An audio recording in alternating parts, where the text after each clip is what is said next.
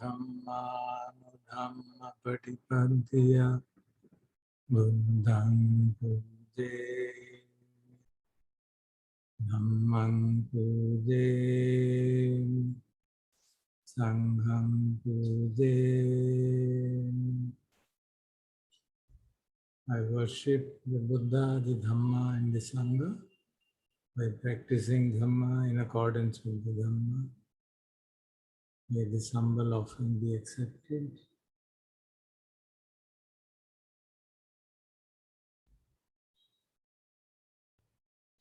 हम लोग चर्चा कर रहे हैं 37 पक्षीय बोधिपक्षीय धम्मों के बारे में, और उनमें एक सेक्शन, पहला सेक्शन है 4 सती पठान, जिसको हम ठीक से पहचानते हैं। दूसरा है सम्मापधान, 4 सम्मापधान, 7 सम्मावायामो, जिसके बारे में भी हम लोग ठीक से जानते हैं। अष्टांगिक मार्ग का ही एक अंग है। तीसरा है इद्धिपाद, जिसकी हम चर्चा कर रहे हैं, क्योंकि इसकी ज़्यादा चर्चा हमारे सेशंस में हुई नहीं है। इद्धिपाद अर्थात सिद्धि के पाद, रिद्धि के पाद, जिससे कि सक्सेस मिल सकती है हमको अपने काम में, जिस तरह का भी काम हो। जैसे मैंने कल निवेदन किया था, सामान्यतः रिद्धियों से जो अलौकिक शक्तियां हैं, साइकिक पावर्स, उनकी बात की जाती है, और उसके लिए गहन समाधि इन चारों इद्धिपादों के आधार पर करनी होती है। फिर विभिन्न प्रकार के साइकिक पावर्स आती हैं। लेकिन जैसे कल मैंने पढ़ा था, आदरणीय लेडी सायडो जी ने इन अभिज्ञाओं को धर्म साधना से जोड़ा कि किस तरह से हम वो जो अभिज्ञाएं हैं, उन अभिज्ञाओं को वो जो धर्म का रूप है वो दे सकते हैं। वो भी सुत्तों में है कि ये सब 4 आर्य सत्यों को ठीक से समझने के लिए, धर्म के मार्ग में पुष्ट होने के लिए इनकी आवश्यकता है। तो उसी को पता है एम्फेसाइज किया उन्होंने। तो मुझे लगता है हमारे लिए वही उचित है, क्योंकि साइकिक पावर्स की बातें हम सब नहीं कर पाएंगे। हम लोग मैं ज़्यादा खुद अपने में उसको मैंने अभ्यास नहीं किया, तो मैं उसके बारे में कोई चर्चा नहीं कर सकता।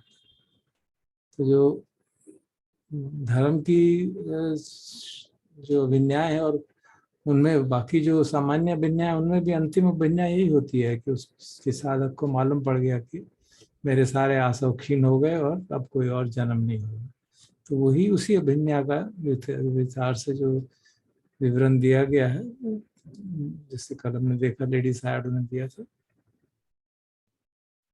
कि किस तरह से बेसिकली किस तरह से 4 आर्य सत्यों को हम कि परिवर्तन द्वादशाकारं, जैसे भगवान कहते हैं यथाभूत ज्ञान दर्शनम सुविसिद्धिम, हम इसको किस प्रकार से कर सकते हैं। उसके लिए भी ये 4 जो छंद है, 4 इद्धिपाद हैं, बहुत महत्वपूर्ण। तो अब शुरू करते हैं एक एक करके उनकी चर्चा पे। आज पहले छंद इद्धिपाद। छंद शब्द जो है, उसका जो पाली में शब्द है, उसका अर्थ जो है इच्छा, desire to act, specially aspiration, और चॉइस के रूप में भी देखा जाता है। और छंद का शब्द जो है, उसका मतलब होता है वोटिंग। तो उस सेंस में भी, वोटिंग में भी हम चॉइस करते हैं, तो उस सेंस में भी उसको देखा जाता है कि हम क्या चूज करना चाहते हैं। According to the canon, chanda is ethically variable mental factor. Mental factor है जो एथिकली वेरिएबल है, मतलब उसका जो स्वरूप होगा वो उस पर डिपेंड करेगा कि बाकी मेंटल फैक्टर चित्त में कौन से उपलब्ध है। अगर काम उपलब्ध है तो वो काम छंद हो जाएगा, which we know is a hindrance to the meditation. अगर कुशल धम्म है दूसरे, तो कुशल धम्म छंद हो जाएगा। So it will be helpful to our practice. Dhamma chhand is helpful to our practice. तो जो हम कोशिश यही, हमारी जो उद्देश्य यही है कि हम धम्म छंद को अडॉप्ट करें, ताकि हम अपना धर्म में प्रोग्रेस, जो हमारा ओवरऑल ऑब्जेक्टिव है, धर्म में प्रोग्रेस हमारी ठीक से हो सके। तो उस हिसाब से हम जो है ध्येय अपना रखते हैं। कई बार ये भ्रम हो जाता है कि डिजायर जो है वो तो तृष्णा है, और तृष्णा तो हमारे मार्ग में बाधा है, उसको तो क्षय करना है, तो ये डिजायर फिर से कैसे आ गई? तो हमको ये ठीक से समझना पड़ेगा। जो थी परिवर्तन द्वादशाकारं यथाभूत ज्ञान दर्शनम सुसिद्धिम, ये हम अगर अपना एम बना रहे हैं तो ये प्रज्ञा के आधार पे एम है, प्रज्ञा बढ़ाने का एम है। तृष्णा क्या है? वो वेदना के प्रति प्रतिक्रिया के कारण आती है, वेदना के प्रति प्रतिक्रिया राग की या द्वेष की या मोह की।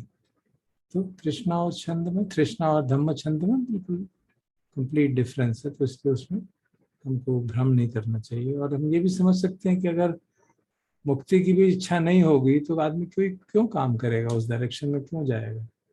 सो we have to see, but of course it has to be properly balanced. इसकी चर्चा करेंगे। सबसे पहले कि छंद किस पे निर्धारित करेगा, किस पे डिपेंड करेगा कि हम में धम्म छंद जागे और हम मुक्ति की ओर प्रेरित हैं? हम साथ मिलकर चर्चा कर रहे हैं, तो I presume we are all reflecting together. What will determine the level of chanda? Considering what we have discussed in the past, I hope it is clear that it is the extent of nibbida which will determine the extent level of chanda. हमने वो 10 या 12 संन्याय जो चर्चा की विशद रूप से, उनमें कितना हम परिपक्व हुए, उनको हमने कितना भावित किया, कितना बहुलीकृत किया। क्योंकि अगर वो भावित बहुलीकृत करेंगे तो हमको प्रेरित करेंगे धर्म के मार्ग पर चलने को। अगर हम समझते हैं सब लोके अनभिरति संज्ञा जागती है, सब काम संखारेषु अनिच्छा संज्ञा, तो संसार के प्रति विरति जाग रही है, हमारे संसार में सुख लेने की इच्छा कम हो रही है, समाप्त हो रही है। तो naturally we were moving toward dhamma which gives you higher happiness, as we discussed while understanding the virag sanjna, nirodh sanjna, जो एक taste of nibbana which give us a taste of little nibbana. तो जो संज्ञाएं हमने पढ़ी वो इसीलिए पढ़ी कि हमारा धम्म छंद बढ़े।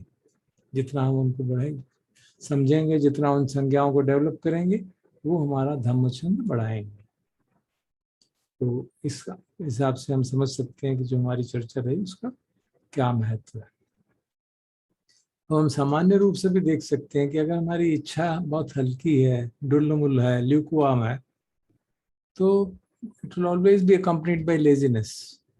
There will never be any success in the endeavor, whether it is a धम्मा छंदा और whether it is secular affair कि हम संत अपने जीवन में कुछ प्राप्त करना चाहते हैं, हम करियर एडवांस करना चाहते हैं या अच्छी बिजनेस चलाना, कुछ भी करना चाहें, अगर हमारी इच्छा ही प्रबल नहीं है तो उसमें काम करने का मन ही नहीं करेगा। कभी कर दिया, ठीक है कर लो भाई, नहीं करो, ध्यान कर लो, अच्छा चलो आज सुबह नहीं उठ पाते, कोई बात नहीं, शाम को देखेंगे, शाम को तो ऑफिस से छुट्टी नहीं मिली, छूट गया, कोई बात नहीं, चलता है। क्यों क्यों चलता है? क्योंकि छंद स्ट्रांग नहीं है। छंद अगर स्ट्रांग होगा तो वो चलेगा नहीं, वो हमको व्यथित कर देगा। कि हमारे अंदर अभी भी मानस में अनुशय क्लेश हैं, वो हमको बार बार परेशान करते रहते हैं, दुख देते रहते हैं, और हम उसको आगे बढ़ाने के लिए कोशिश ही नहीं कर रहे, व्यथा जागेगी। एंड दैट्स व्हाट पुशेस अस। और एक दूसरा एक्सट्रीम ये हो सकता है कि छंद हमारा जो है ऑब्सेशन बन जाए, इतना ऑब्सेशन हो जाए कि रेस्टलेसनेस होने लगेगी, तो वो दूसरी एक्टिविटी है। So you have to balance it properly balance has to be done. बहुत ज़्यादा आउटवर्डली अगर ज़्यादा एक्टिव हो जाता है तो बाहर की संसार से 5 जो इंद्रियां हैं उनके, उनसे संसार से जो इंटरेक्शन है उसके कारण बहक जाता है, तो फिर वो हमारा धम्म छंद तो टूट जाएगा। ये हमको अवश्य है कि इसको समझना चाहिए कि छंद को कैसे स्ट्रॉन्ग करें। जो भिक्षु लोग हैं उनको तो काफ़ी इस मामले में, छंद के मामले में सहजता रहती है। हम हाउस होल्डर्स के लिए, हमारे लिए, हमारा धम्म छंद स्ट्रांग भी हो तो, लेकिन हमको एक लाइवलीहुड भी अर्न करनी है। We have to live, we have to earn something, and then for that it needs time, we have to spend time in our work. किस तरह का वर्क है, सेल्फ एम्प्लॉयड है, सैलरीड है, that also determines what are we going to do, to what extent we are free to decide what to do. So these are the constraints we have to work. Definitely there are constraints. There's no doubt about it. But if we understand, if our chanda is strong because of understanding of Dhamma, understanding of sannyas, because of Iddhipada is strong, then we'll find a way out. We'll definitely find a way out. कहा जाता है कि जो busy होता है सचमुच में उसके पास हमेशा टाइम होता है कुछ और करने के लिए. सो कई बार ये भी रहता है कि भाई मुझे लाइवलीहुड है वो बहुत अच्छी है, I am doing meaningful work for the betterment of society, so why not focus all entirely on that? Surely we can focus on that. But what we must also appreciate that our own spiritual evolution is the greatest contribution we can make to the society.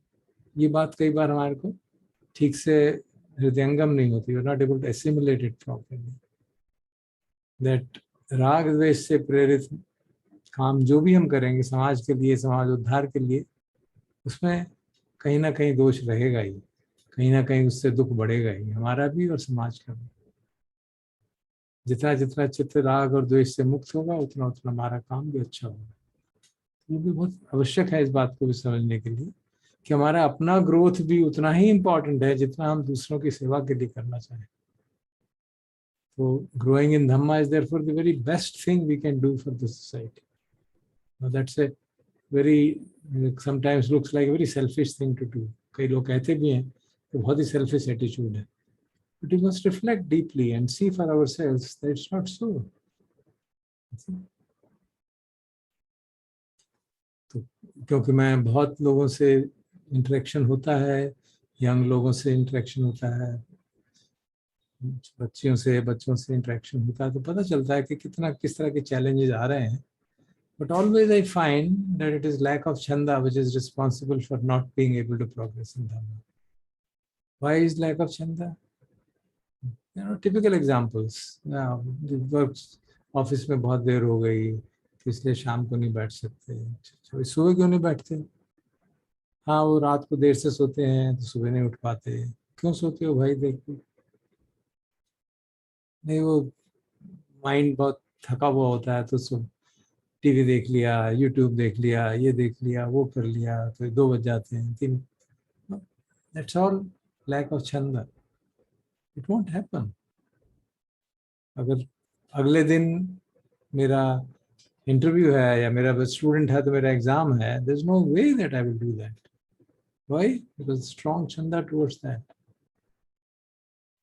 So we have to really see that how strong is our chanda, and नहीं है तो उसको कैसे chanda करें, strong कैसे करें. वो जो 10 संज्ञा थी या 12 संज्ञा थी, दुख संज्ञा, अनिश्चय दुख संज्ञा, आदि नव संज्ञा, इनको गहराई से देखें. They need to thrust us in that direction. If we really appreciate the amount of suffering which you have gone through in innumerable lives, and I have gone through in this very life, we'll realize that yeah, it's not worth it to keep on doing the same thing again and again. We're born, we'll die, then we'll get reborn, and then again study ABCD, and then again do all this, and then do all this, and then again die, and keep on doing.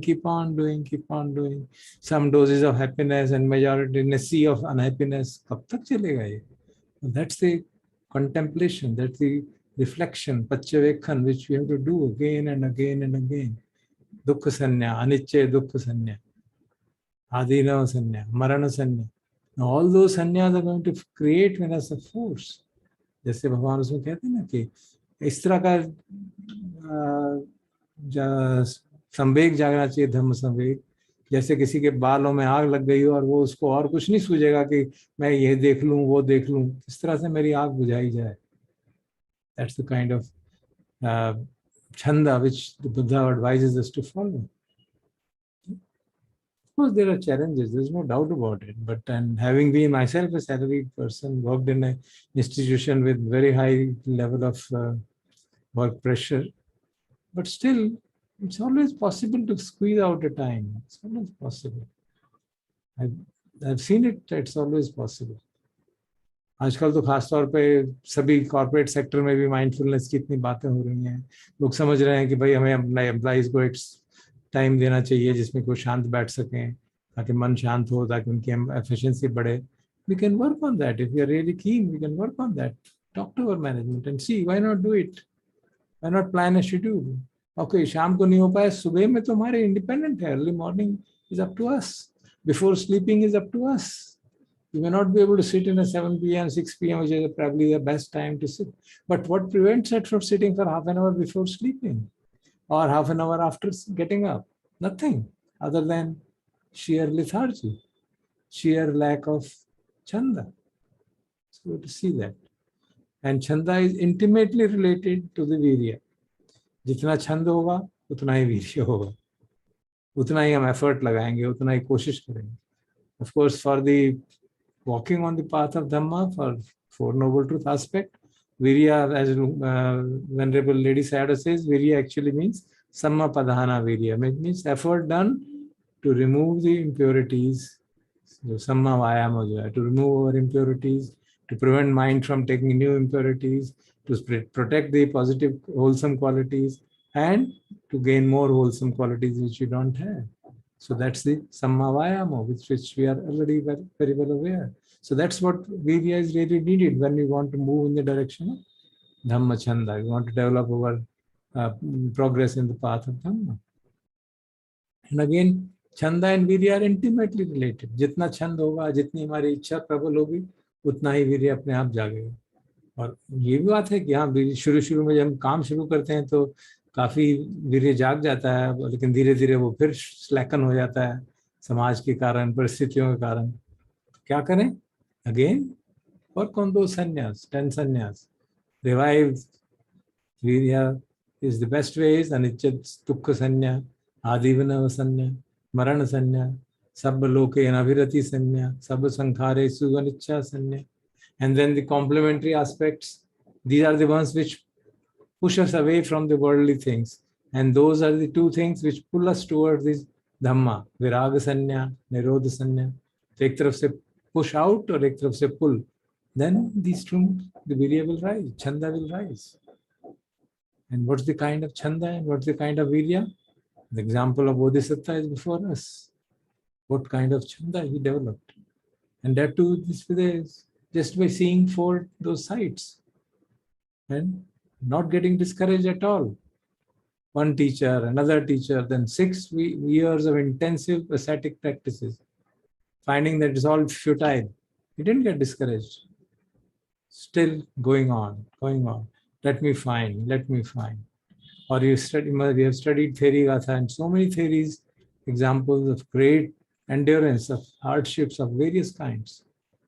There's a famous story of a theory who says that for 25 years my mind has been not rested for even a snap of a finger.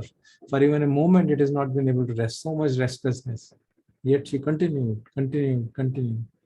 till the goal was achieved. That's the kind of virya which is really needed for us. So Dhamma Chanda. So I would suggest that in the meditation period now, I think it's already time. Let us reflect on these two aspects of Chanda and Virya and introspect. How much Chanda do I really have? How much priority do I give it to in my life? For a monk, it is the highest only priority. But for us, we have other priorities, no doubt. We have the priority of, we have the requirement of earning, living, taking care of family, wherever it exists. But how much priority are we going to give to what? That's what for us to decide. And that depends on what is the clarity we have got, how much clarity we have got about the nature of life, about these sannyas. जो हमने संन्याओं की इतनी चर्चा की, वो इसीलिए थी कि हम आगे बढ़ सकें. वो हमको धक्का देंगी, एक तरफ से संसार से आगे की ओर पुश करेंगी संसार से बाहर, और दूसरी तरफ से निब्बान की तरफ, परम सुख की तरफ पुल करेंगे. And they two really work in tandem. So let's reflect and see where exactly is my chanda getting weak. Of course, you can say that if you follow the Yancha's teachings properly, he says everything teaches us. So even in the workplace, everything can teach us if we are really mindful. But it doesn't mean that morning, evening sittings are not necessary. We commit a mistake when we say no, that it doesn't matter. They're very necessary. And for that, what is the difficulty in our morning, evening sittings? Let us reflect on that and figure out kahan kami hai, kya dikkat hai? Why can't I tune my lifestyle? Why can't I adjust my times too? Why can't I do some Indriya Samvar or whatever is needed, so that I spend some time, half an hour, 45 minutes, कुछ तो time लगाएं शांत बैठने का, कुछ ना करें. Just sit quietly, morning, evening, and see automatically. We are all old meditators. If we have just developed that much chanda that we'll sit, and during the daytime we'll let everything teach us, our progress cannot be impeded. It will be very fast, especially when you practice these 10 sannyas simultaneously. Let us try to do that in the 145 minutes time period now. And may we all develop great chanda, Dhamma chanda, and great virya, so that our progress in Dhamma is strengthened.